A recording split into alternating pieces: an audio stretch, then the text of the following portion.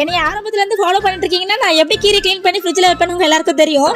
தெரிஞ்சாலும் ரைமிங்கோட நல்ல டைமிங்கோட நான் ஒரு தடவை சொல்றேன். அது ஒண்ணு இல்ல, எந்த கீரையா இருந்தாலும் க்ளீன் பண்ணி நியூஸ் பேப்பர்ல பொட்டலம் கட்டி ஃப்ரிட்ஜ்ல வச்சா 1 வீக் ஆனாலும் நல்லா இருக்கும். அப்புறம் ஒரு நாளைக்கு 2 தடவை பகல்ல ஒரு ஆள் நைட்ல ஒரு ஆள் 2 அம்மா காய் வித்துட்டு வருவாங்க. அவங்க கிட்ட எல்லாம் எந்த அடாடிதனம் பண்ணாம கப்புச்சு பண்ணி வாங்கிடுவோம். ஆனா வாரத்துக்கு ஒரு தடவை தான் இந்த மனுஷன் வருவார், எல்லாரும் பிரிச்சு மேஞ்சிருவோம். ஒரு காய் நல்லா இல்ல, தக்காளி பழத்திற்கு வெங்காயம் அழுவிக்குன்னு குறை சொல்லி ஆனா ஆளுக்கு கிலோ கிலோவா வாங்கிடுவோம். அப்பேற்பட்ட மனுஷன் இன்னைக்கு நானே பொறுக்கி போடுற யாரும் கை வைக்காதீங்கன்ட்டாரு. நானே ஷாக் ஆயிட்டேன். அப்புறம் இந்த 90sல நம்ம ட்ரை பண்ண ஒண்ணு இப்ப ட்ரெண்டா ரீல்ஸ்ல பரபரப்பா போயிட்டு இருக்குல்ல, அதை பார்த்ததும் ஞாபகம் வருதே. இத முதல்ல யாரா ட்ரெண்ட் ஆக்கி விட்டுருப்பா? எனக்கு தெரிஞ்சு இந்த மஞ்சள் பொடி தயாரிக்கிறவங்க தான் ட்ரெண்ட் பண்ணி விட்டுருப்பான்னு நினைக்கிறேன். நானும் சின்ன பிள்ளையா இருக்கும்போது செங்கல் பொடி சாம்பல் பொடி எல்லாம் போட்டு விளையாடிருக்கேன். எல்லாரும் குழந்தைங்களை வச்சு ட்ரை பண்ணி ரியாக்ஷன் வீடியோ போட்டுருப்பாங்க. நான் நம்ம வீட்டு பெரிய குழந்தைய உட்கார வச்சு பண்ணிட்டு இருந்தேன். அப்புறம் சின்ராசும் சரின்ட்டாரு. நம்ம என்ன வேலையா செய்ய போறோம்? சும்மா பார்க்க போறோம். இருக்கட்டும், அதுக்கு நம்மளுக்கு என்ன அப்படின்னு சொல்லி பார்த்தவரு அதை பார்த்தது சின்ன பிள்ளையா மாறிட்டாரு. எண்ட் ஆஃப் த வீடியோல நாங்களும் 90s கிட்ஸ் ப்ரூவ் பண்ணிட்டோம். என்ன 4 கிலோ மஞ்சள் பொடி காலி வீட்டுல இதுக்காண்டிலாம் போட்ட வேலைக்கு அவ்வளவு நல்லா அள்ளி போட்டா தான் அழகா வந்துச்சு.